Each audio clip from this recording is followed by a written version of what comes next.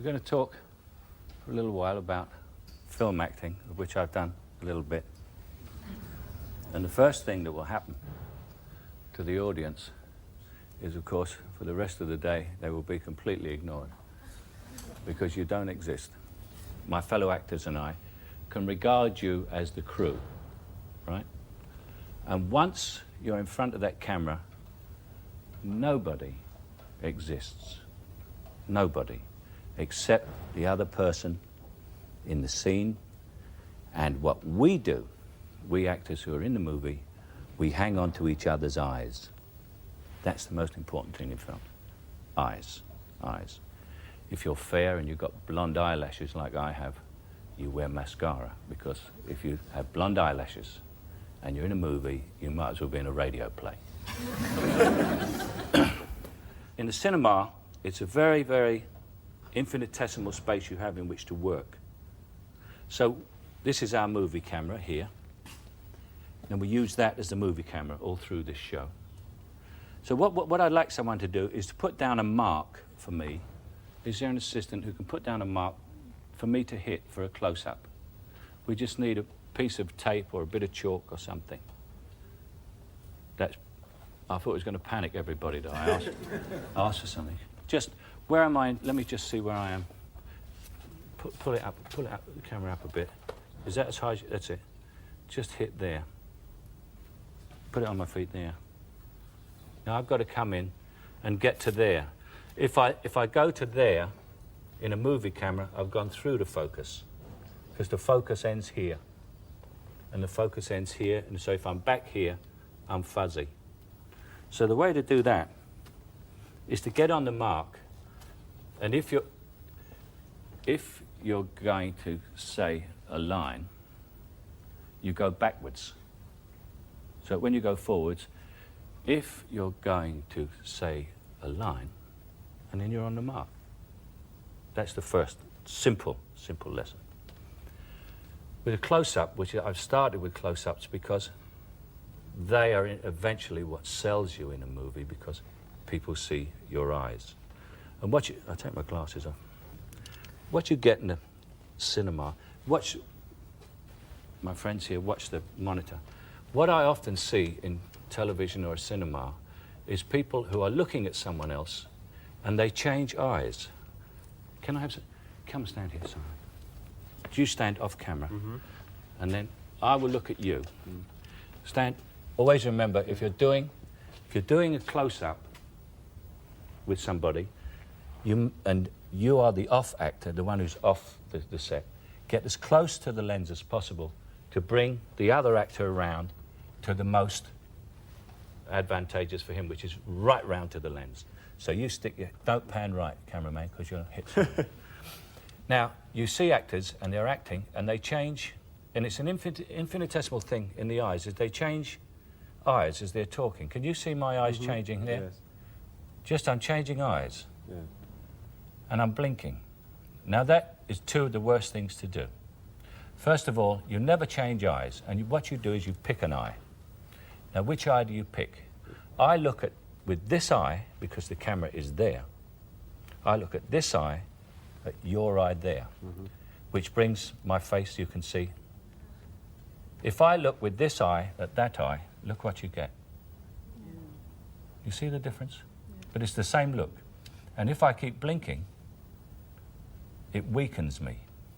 But if I'm talking to you, and I don't blink, and I just keep going, and I don't blink, and I keep on going, and I don't blink, you start to listen to what I'm saying. And it makes me a very strong person, as opposed to someone who is sitting there going, which is someone who's completely flustered. The camera is like somebody who loves you deeply. It's the most incredible of mistresses or lovers, whichever sex you are, because it will love you forever, in spite of the fact that for the rest of your career, except on given occasions, which we will come to, you ignore it. It does not exist. You never look into it, you never know it's there. You just hold the eyes of the other person and listen. And listening is really what acting is all about for movies. It's not like the theatre. It's an entirely different situation. When I was in the theatre, I was inadvertently given some advice by the theatre producer. When very young, I was in repertory in Lowestoft. And he said to me, "What are you doing, Michael?" And I said, "Nothing, sir."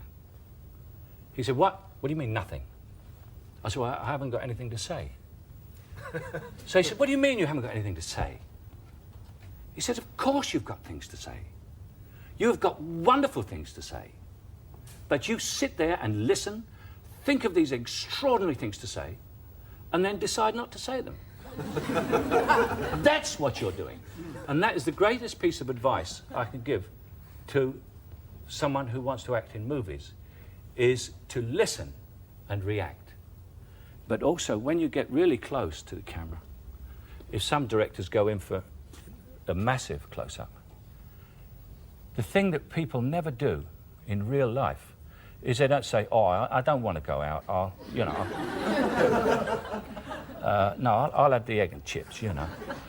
But you will see actors doing that all the time. And so when you get in here, that doesn't look so obvious until you get in here, you know. So, but you've got to just be. There is no one here. It's just you and me. You'll be standing there. And there isn't even a camera. And you just say, "Well, no, I don't think I'll have the egg and chips. I'll have the caviar and bellinis. Shall I?" And they say, "Well, no, what do you really want?" And you say, "Well, he's not doing anything." And it's a story of Jack Lemmon, who was working with George Cukor. It was his first movie, and he come from Broadway, theatre, and he kept doing it, a scene. George would say, "Cut, less, Jack, less." Jack would do it again. George, "Cut, less, less." Again, "Cut, less." And Jack finally said, "Look, if I do any less, I'll be doing nothing." And George said, "Now you've got it." But there is a sort of feeling that you have to get. Just stand up. It's a feeling that you have to get. It's just the two of us talking to each other. Yeah. You understand what I mean? Yeah. And the moment I'm saying it's just the two of us talking to each other, I know I'm doing it for all these people out here.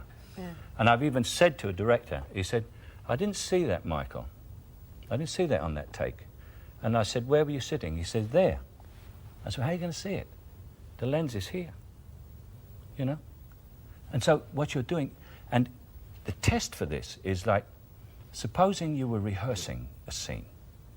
So I'm standing here talking to you, and we're rehearsing a scene, and the director comes up, or assistant director or someone, will come up and say, "Oh, I'm sorry, I see you're rehearsing," and he goes away. If he can see that we are rehearsing, then we're not doing it right. What should happen is we should be talking just to each other. Yeah. And the director, the assistant or the friend or other actor should come up and join in the conversation as though it's a real conversation. And you say, "We're rehearsing." And they say, "Oh, I didn't realise." Okay? Has anybody got any questions? How do you achieve your sense of relaxation? By just feeling concentrated and... It's concentrated, and you know that you have no enemies. Everybody's on your side. The camera is like a belt or a net behind you. And someone's standing behind you and saying, "Look, you can relax, it's okay. You don't have to push it." Like, say, in the theatre. You don't have to push it, just relax and let it come out. If you do it right for them, for this camera, it will catch you every time you fall back. It's watching you, it's your friend, it loves you, and it is listening and watching everything you do. You don't have to do it big. You don't have to shout and scream. And nobody exists except us six, right? I'm talking to you now. You got a question? Well, I was just about the you're saying about listening and reacting to something that's going on. Now, how does that work if, for example, you've done your master shot and now you're going to go on to your close-ups, and that person is talking to you, and now you're going to do your close-up. This close-up is like 3.5 hours after you've started the original thing. How do you get what you call the emotional recall? That is to actually concentration. Well, yes, but I mean, that's the next thing. Is to you don't think about it for hours. You don't think. What you do is, you see, you get actors who will say, God, I saw the rushes yesterday, and I didn't like that thing where I did that, and I don't go and see rushes. I sit on the set, and I'm figuring out what I'm going to do next, right? Anybody smoke? You got a cigarette on you? You come up here and light it with me, and smoke with me, and we'll have a talk while we're talking. Yeah, I've got a light. Yeah.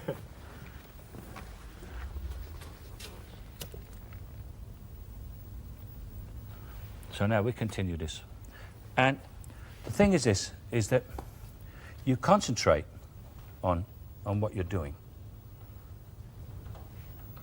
And you somehow, it's very difficult to explain, you go into yourself.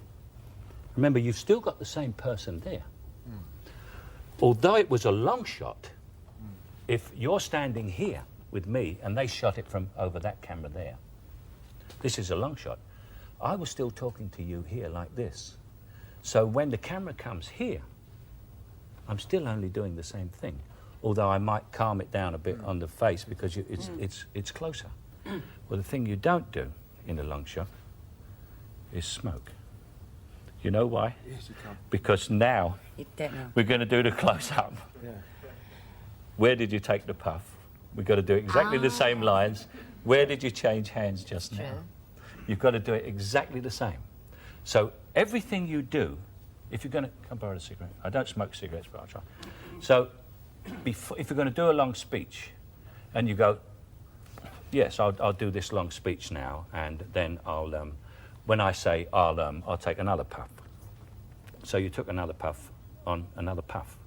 And you remember that, because when it comes back to it, it's the most difficult thing to do in a master. If you start fiddling with anything, when they come into the close-up, you're doing the line and you're going, I'll tell you what I'd do. And she says, no, not there. No, you did it when I take another puff. You said, I'll take another puff. No, you did it immediately, you said puff. I'll take another puff. And the whole scene's gone out the window. And you probably have to shoot the master again. So never smoke or fiddle. And if you're going to do action and movement, plan it absolutely perfectly so that you do it exactly the same over and over again.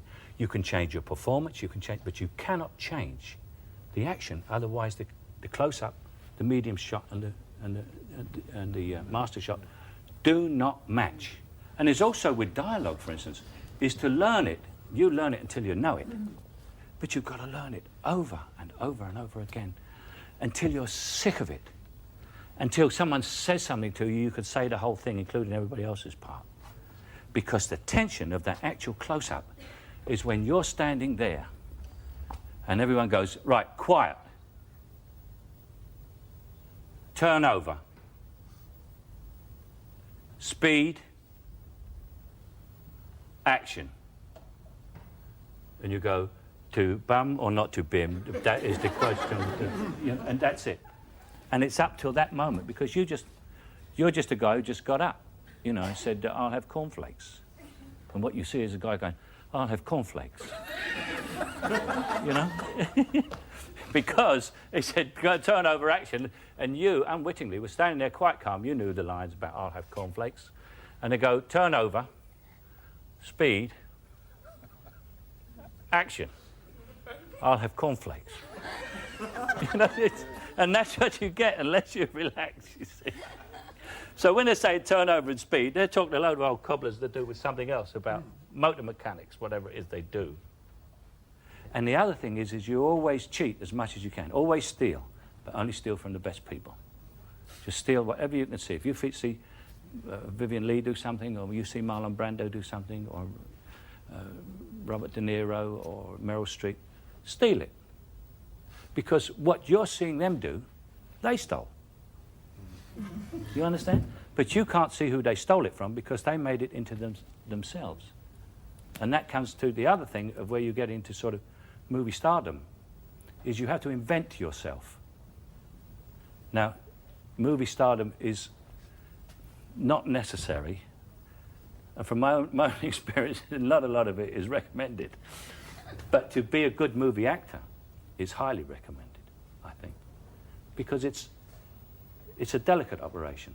It's like, I regard the theatre as an operation with a scalpel. I think movie acting is an operation with a laser. Because it's so tiny and it's so small that half the time people say, I don't know what you're doing. And you say, wait till you see the rushes. That's what it is. Wait till you never ever see the rushes, ever? No, I wait for them to see the rushes. I know what they're going to see. No, but do you ever, though, when you're filming? No, never see the rushes. All I've ever seen from rushes is, all rushes are wonderful. Everybody buys their yachts in rushes and go bankrupt at the premiere. All rushes are wonderful. Anybody who you speak to about the rushes, if you were that foolish, says they're wonderful. But what you don't realise is you say to makeup, how was rushes? They say, wonderful. Her lipstick was just, it was wonderful. You say to hair, how was the rushes? Oh, you should have seen the parting there, it was great. Everybody watches their own thing. And if you go to rushes, you will watch yourself. Yeah. And nothing else. And in actual fact, it should be a stranger to you. It's someone else. The director, if he's any good, will tell you what you will like. You cannot bluff your emotions. You cannot bluff this fella. No. Or lady. This lady here, you need do nothing. But you must feel. You must feel, and you must look, and you must listen, because she will see everything you do, and she will pick it up. You don't have to throw it to her, and she'll love you, even though you ignore her for the rest of your life. She'll still love you when you're 60. I'm banking on that. I'm 53.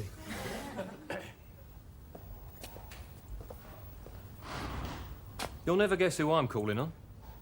Well, I wouldn't have believed it myself 3 months ago. I'm here, gal. Well, that's life, isn't it?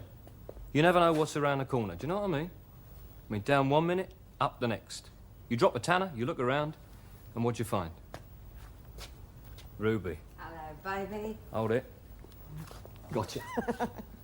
She's in lovely condition. Oh, what are you so impatient about? What do you think? Oh, no, don't kiss my hair. You know what it does to me. Come on. What about it? No, let's at least have a drink first. Whiskey? Got a beer, have you? A light ale or something? Yeah, I've probably got a beer on the ice. She gets all this lot off income tax. Business expenses, see? She owns 3 hairdressers. The thing I like about Ruby is she's a mature woman. When she gets hold of you, you can feel a lifetime of experience in her. I find I'm going in more for that kind of woman these days. Here, don't you dig your nails in again like you did last Thursday night. I've got scratches all down my back. Yeah, I may even do more than that to you today. Great long wheels they are. Dug her nails right in. She's had 2 husbands, both dead. And I got a good idea what they died of and all. She don't keep asking, do you love her, like all these young birds do. She don't even mention love. She knows what she wants, and she's going to get it. If there's any going. Cheers. Cheers. Good. Okay. Now I'm going to set you 2 problems, all right? Can we have the movie camera in? What we're going to do is bring this right down now for reality to movie terms. Come round on a medium shot on that. And we're going to do something out of context, which is what you always have to do in a movie. There, you've got this whole thing going and flowing in the theatre, and she comes in and everything. But in a movie, you might shoot the master today, and because of economic factors or whatever, the weather or something, the sun came out and you'll go rushing out to shoot outside. Then suddenly you've got to come back and do a medium shot and a close-up right out of the blue, and you've got to bring it right down. This one is you on your own. We don't need you for a moment, darling. What you have to do now is you're not you're not my friend. You know what I mean? You did that as though we were talking to an audience. Yeah. It's one person. It's only one person. So what it is, let me see, where are we?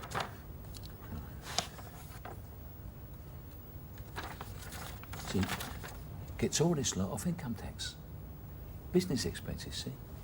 She owns 3 hairdressers.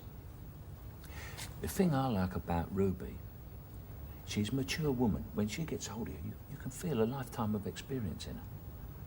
I find I'm going in more for that kind of woman these days. Here, don't you dig your nails in again like you did last night. I've got wheels all down my back. You know, it's funnier if I've got scratches all down my back, and I may even do that more. It's a great long wheels they are. Dug her nails right in, and it's secret. You see, you're talking to one person. Yeah. That's why we've brought. We could have the camera right over there, and you could stand up, and you could address everybody. Yeah. What we used in Alfie was the camera as a best friend, not as an audience. Yeah. And remember, in movies, the camera is always your best Yes. friend. You know what I mean? Yeah. So what you do is relax into it. You're just talking to your best mate, that's all. Right. And you look straight at your best mate, you know, say, yeah, she gets all this lot of income tax, you know. Mm. She's got 3 hairdressers. Yeah. You know, she had 3 husbands, all dead. I think I know.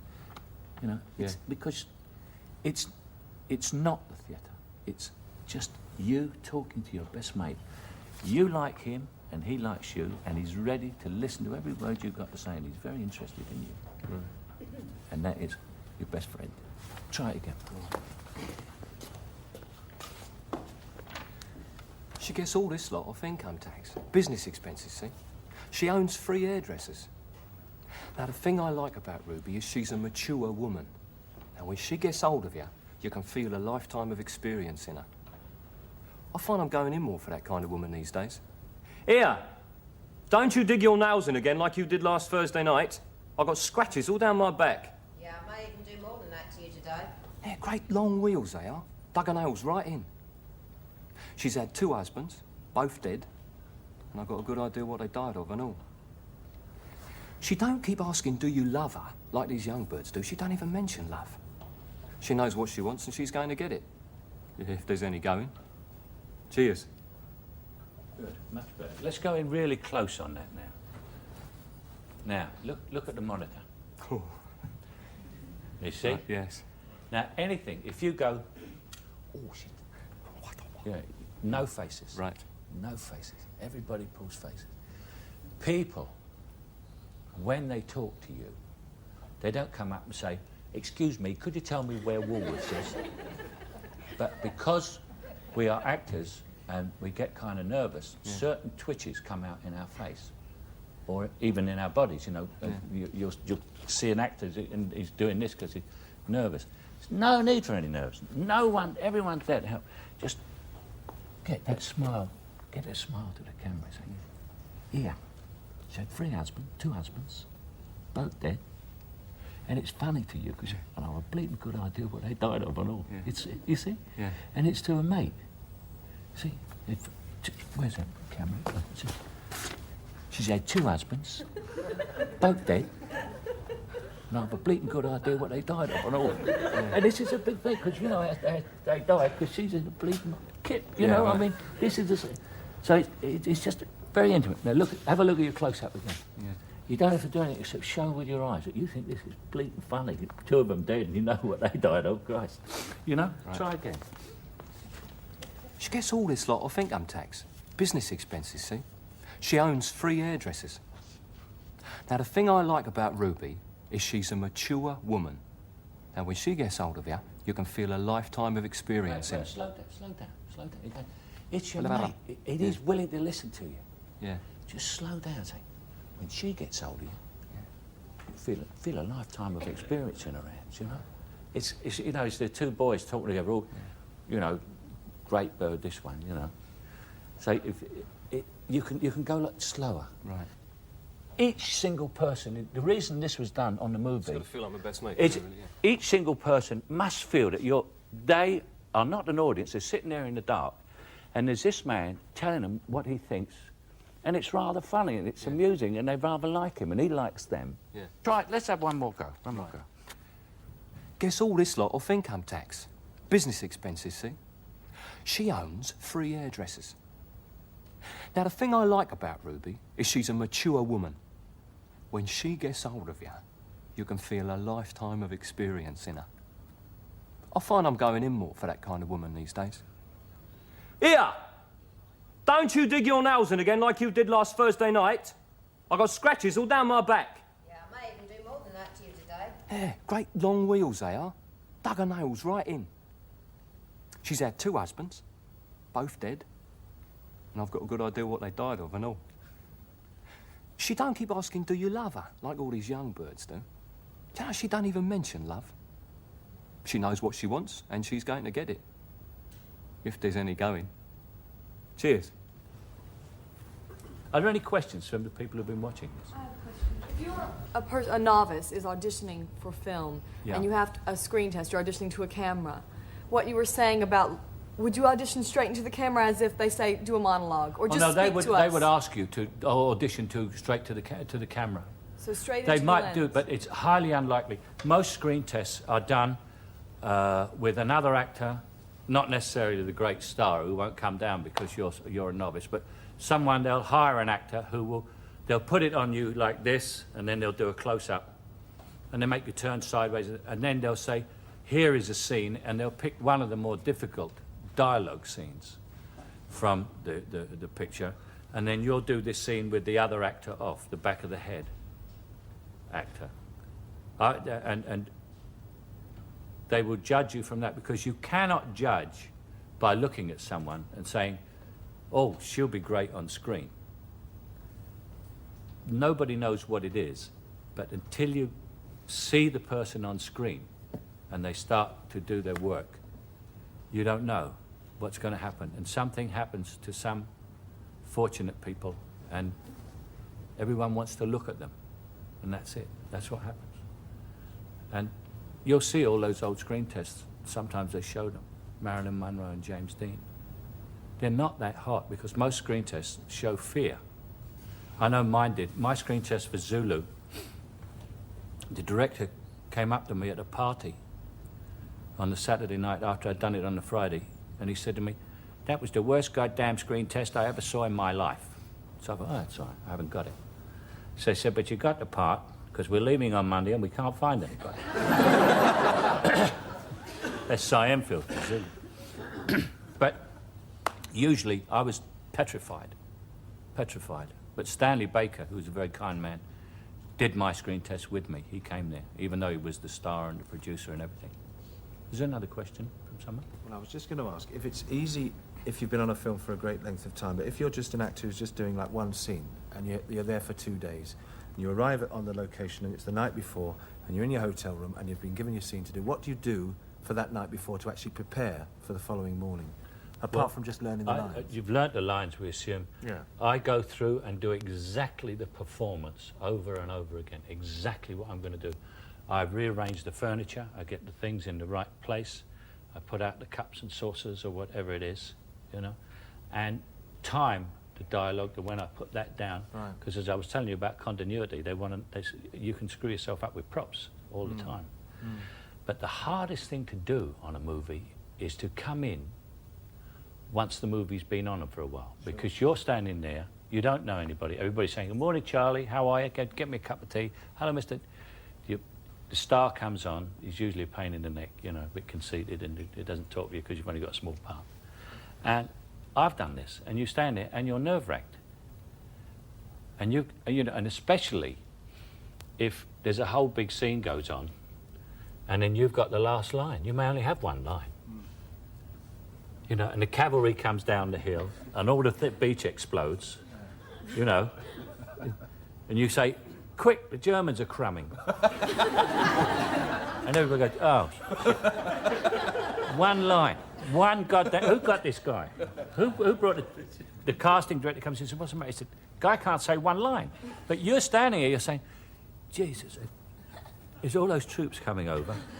It'll take 2 hours to put the explosives back in. Then the great star says his great long speech, absolutely perfectly. And you go, the Germans are coming. Can we, and then always the actor says, can we post-sync that? Would it be all right to do and the guy goes, no. We've got to do it again. And that's the hardest thing to do, to be a one-day actor. Yeah.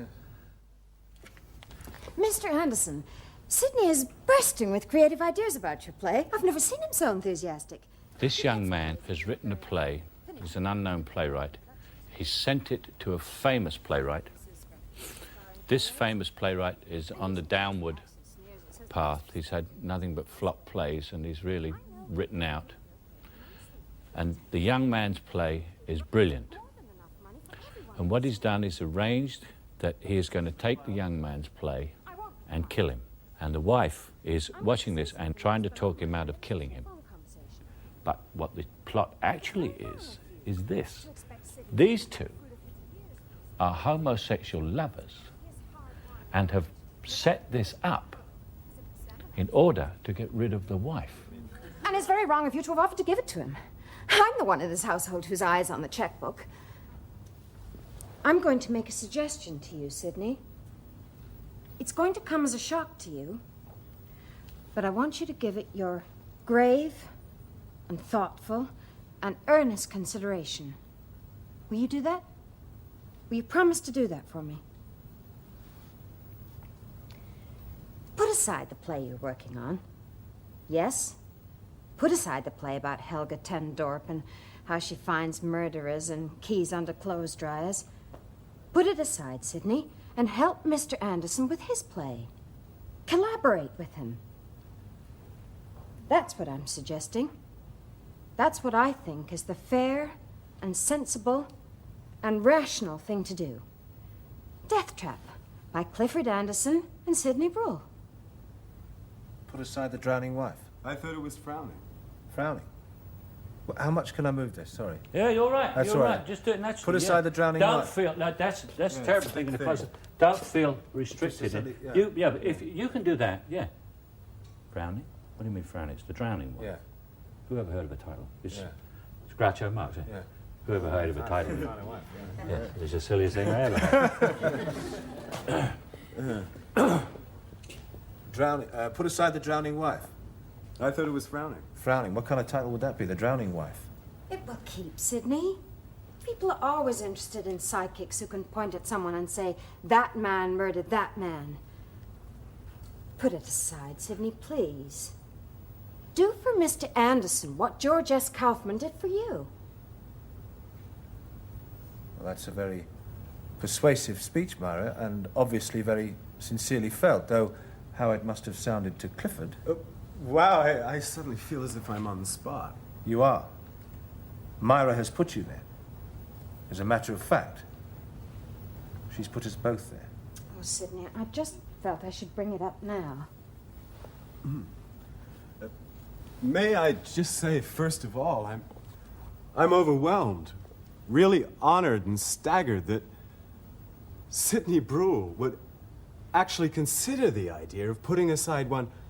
I mean, there I was in that theater when I was 12 years old, and who would think that someday I'd be standing here weighing You up get the the chance gist of this passage. But the thing is, it's as if I went to a doctor, one of these world's leading specialists, and he recommended major surgery. Can I just say something? When he says, let me just sit there for a second here. Let me show you something. Watch that monitor there. You say to me about the speech about when I was 12 years old. Yeah. I mean, who would think that I'd be sitting in that theater aged 12 years old and that someday I would have the opportunity to be standing... Yes, we get the gist of the... You see what I mean? I reacted to 12 years old. You know, he's saying, you know, but you saw me do it, and I did it in movie terms, and because they could see the monitor, they laughed at it, which is what it's there for, you know. It's, do it again. I mean, there I was, sitting in that theater aged 12 years old, and who would think that someday I'd be standing Yes, here... we get the gist of the message, Clifford. You know, now he's sitting there a bit teed off about it. Yeah. You know, not only is she having a go at him, the lover's coming up with... You know what I mean? So I want to see that pass over your face, you know. You have to listen very carefully to every goddamn thing he says, because you don't know what the hell he's going to say. Yeah. You know? And he could drop you in it now. Yeah. With one wrong word, he could give the game away to her. Right. And you've got her on the other side not cooperating properly. You Can know? I just say something about Yeah. that? Because just you've got quite get mobile on that. Is that if when you've got the camera on you like that and it's that close up and you're concerned about the camera. Yeah, I and tell you what what. is there, No, and- you don't worry and about it. listening, let me just finish. And listening, and also is in the end you kind of think, well, oh, and so the face gets like that. Yes. Yeah. Do you know what I mean? That's Because that's why I stopped you. Your I know. face went like that. No, I know. Yeah. You were Time's starting a to blank. get frozen That's into right. that. But you see, put it on me. Now I'm in this close up, right? So I'm listening, but I mean I can't go like that, and I can't go like that. No. But I can go, Yeah. and I can use my eyes because I'm looking at him, and he says 12 years old, and you go to Celia.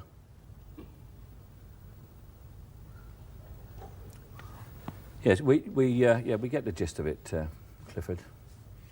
You know, and I'm quite free within that framework, Yes, aren't I? yeah. But I can't go like that, you know. If you were in a situation where it's what you did there, you froze, which is why I stopped it and said, let's.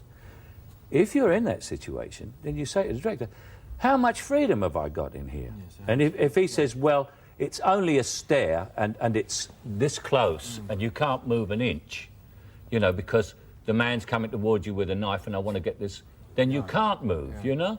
Yeah. And you can't go, No. you've got it, but within this framework, it's okay. And the director will accommodate you on that. I mean, any director would. You know, you say, well, don't freeze in there, Ian. You say, well, I don't feel like I can move. You can move in this frame. Do that speech again to him, Clifford. So it's best to ask really what. Yeah, you see, Always. everybody is there to get the greatest performance from you that you've ever given. Everyone will help. The electrician up there, he will go scrambling along there and get that light absolutely right so that there's a glint in your eye. Everything is done for you. Everything to help you do it right because it is bloody difficult. And everyone knows it. I just think of some of the more serious side of movie making, which might not have occurred to you. One day you're going to be in a studio, and a man called the special effects man is going to come up, and he's going to say, well, he said, you stand here, he says, and on action, that wall will be blown out, but don't worry about it because it'll go that way.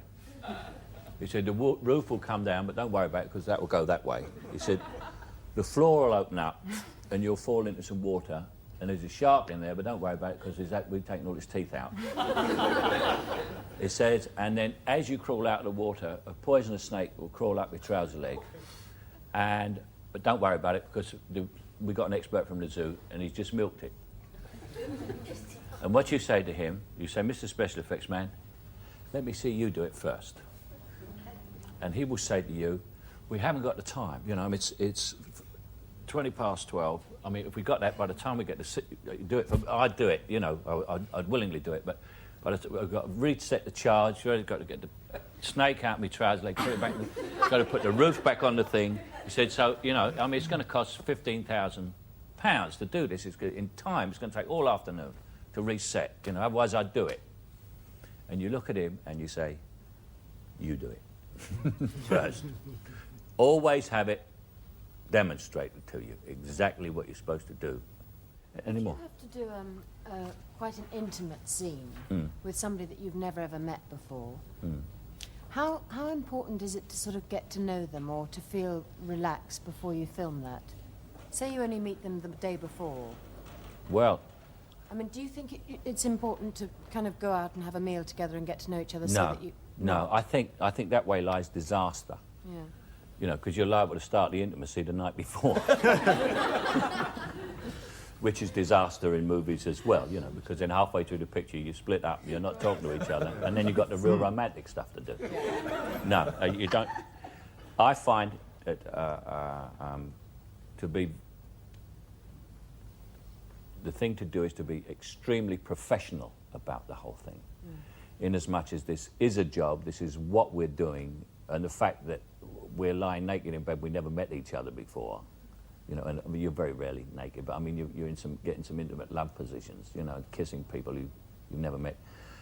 Provided it's done. I mean, what I do is I joke about it a lot so that the female side of it, of the thing, is never under the impression that I'm getting off on it on a freebie or whatever, you know what I mean? Yeah. But it's also another thing that I do. I always carry a little thing of mouth spray, you know?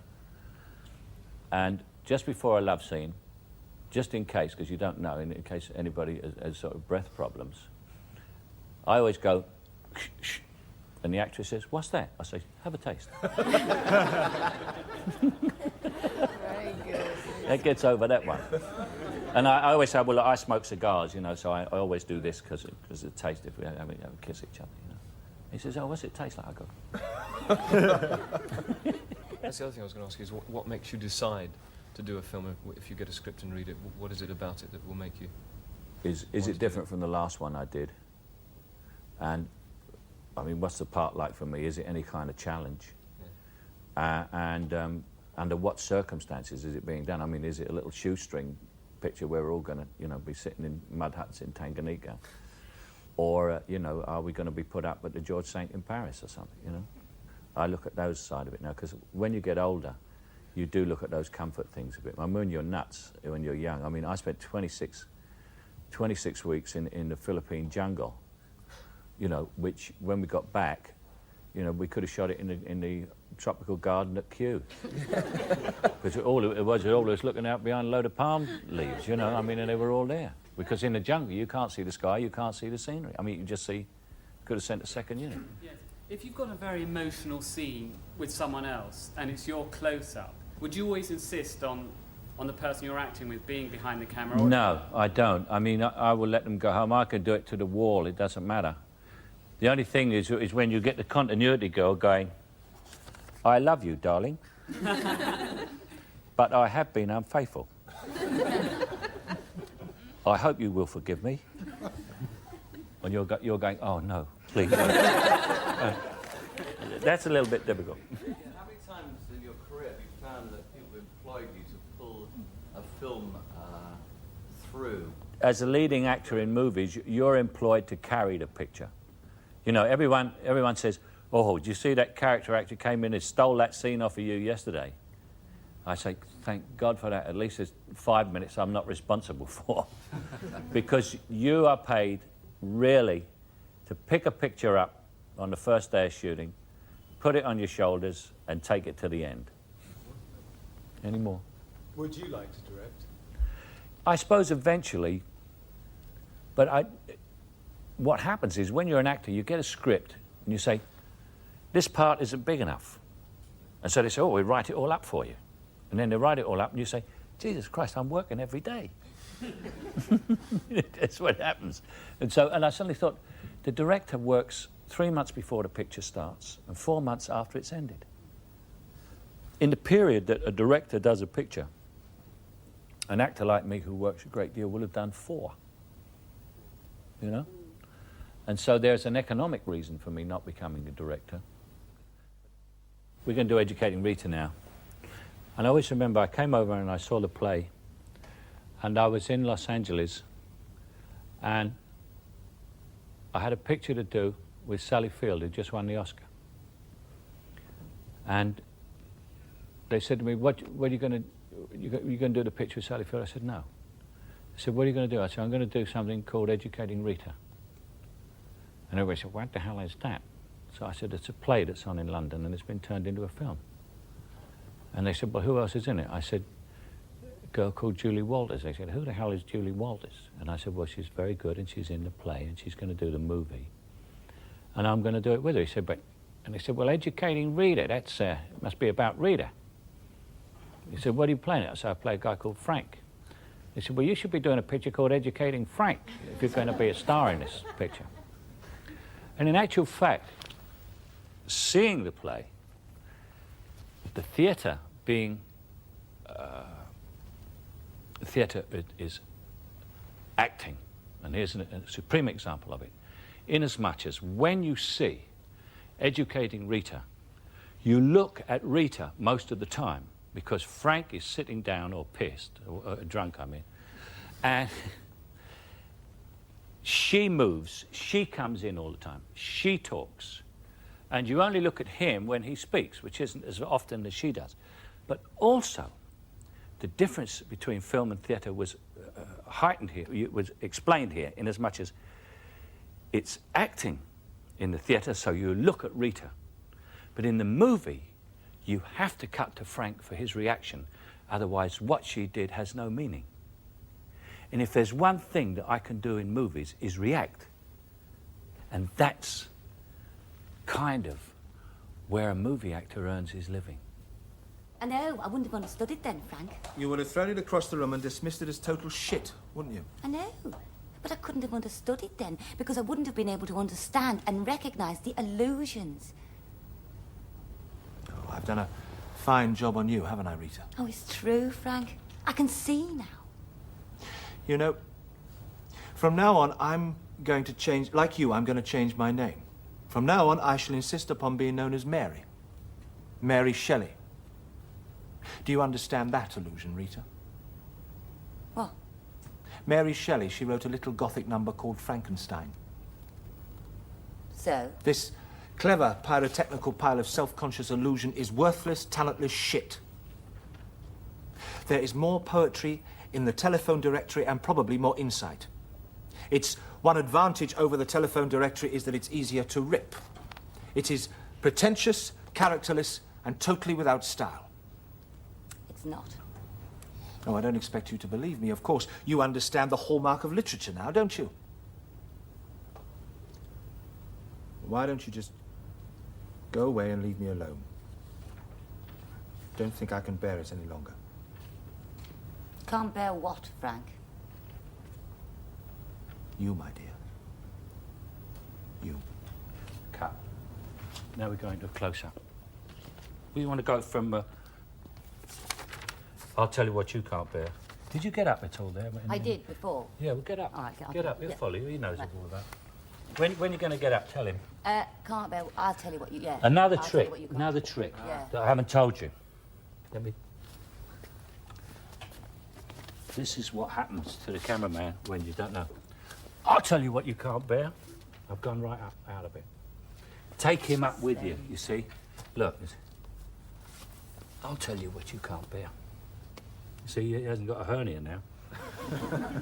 You understand? That's another thing to remember, honestly. The number of actors who go, I tell you, and the guy's going. So take him up with you.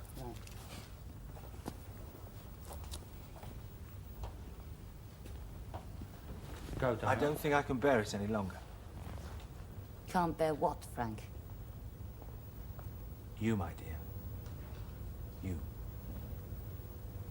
Let me see. I didn't see that in your eyes. All right. He said, You. Yeah. you can't bear what, Frank? And he said, you, my dear, you. That's one of the most hurtful things anybody ever said to you. And it doesn't result in you crying. Anger. Because you are what you're like, anger comes. That's why we get this next speech. Yeah. Because no one said as hurtful, anything as hurtful as that to you. Certainly not him. Let me see it in your eyes. Right. The sudden hurt and then the anger. I don't think I can bear it any longer. Can't bear what, Frank? You, my dear. You. Yeah. Yeah, well, I'll tell you what you can't bear, Mr. Self-pitying piss artist. What you can't bear is that I'm educated now. I've got what you've got, and you don't like it. I don't need you. I've got a room full of books. I know what clothes to wear, what wine to buy, what plays to see, what books and papers to read. I can do without you. Is that all you wanted? Have you come so far for so Very, very little. Oh, yeah. It's little to you, isn't it? It's little to you who squanders and mocks every opportunity and takes everything for granted. Found a culture, have you, Rita? Found a new song to sing? No, you found a different song, that's all. And on your lips, it's shrill and hollow and tuneless. Oh, Rita. Rita. Rita? Nobody calls me Rita but you. I dropped that pretentious crap as soon as I saw it for what it was. Rita? Nobody calls me Rita. Well, what is it now, then? Charlotte? Or Jane? Or Emily? Lovely. See? You'll see that played back, you'll be amazed at the difference between when you started and when you cut that. And, Yes. and when he spoke to you, I saw on your face the hurt or the anger or the whatever you felt, and I could see it in just small things. Come round on you now. Oh, I've done a fine job on you, haven't I, Rita? It's true, Frank. I can see now. You know, Rita, I think that, like you, I shall now change my name. From now on, I shall be known as Mary.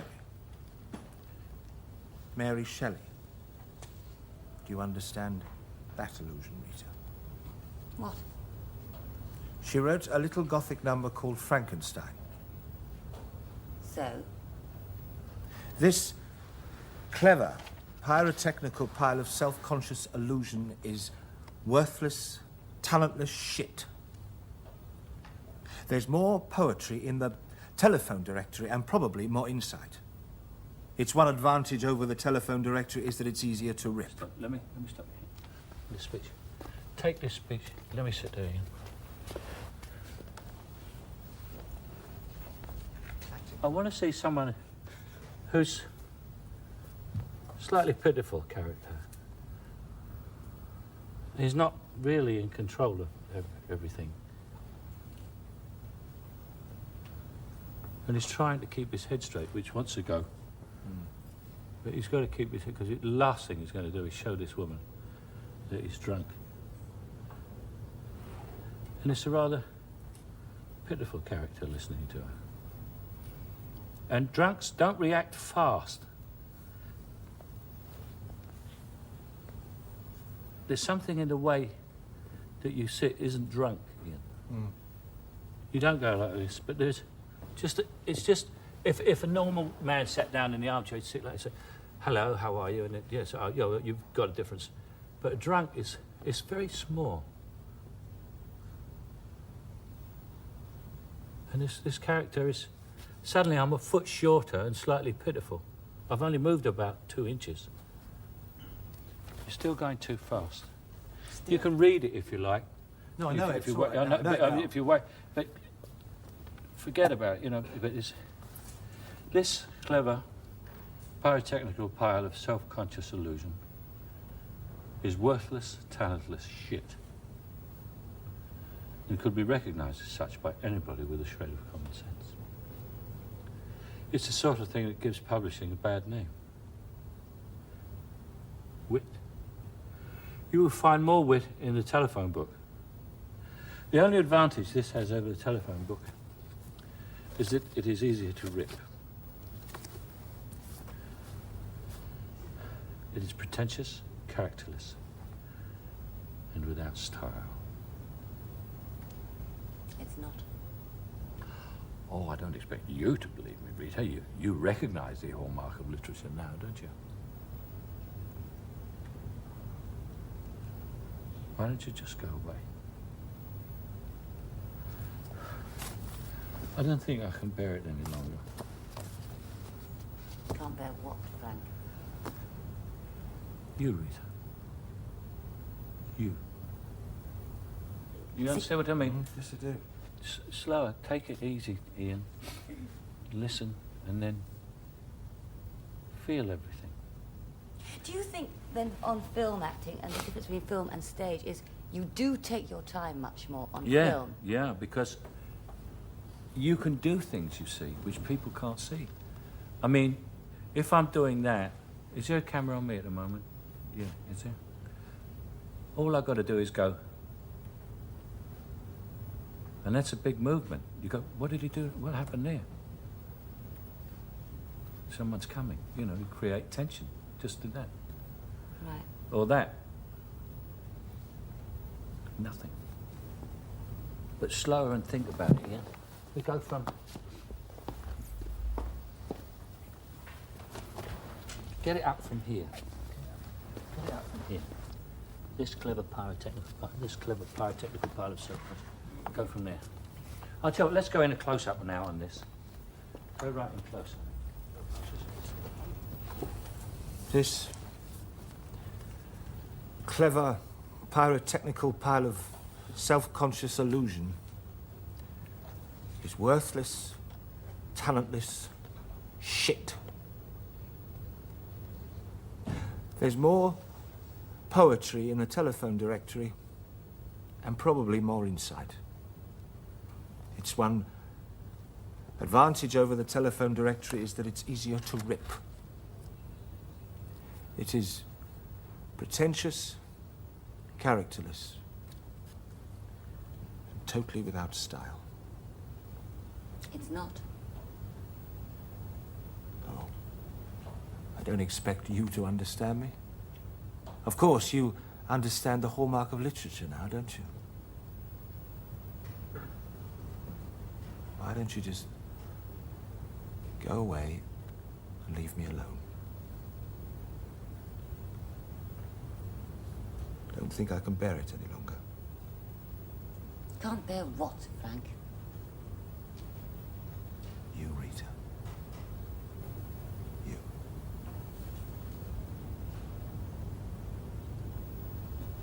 That's much better. Much better. See the speed? It's come right down. It's easier And in a way. it's easy. I told you. Yeah. I told you. I mean, it's in a, yeah. Movie acting is relaxation. It's easy. If you are knocking yourself out, you're doing it wrong.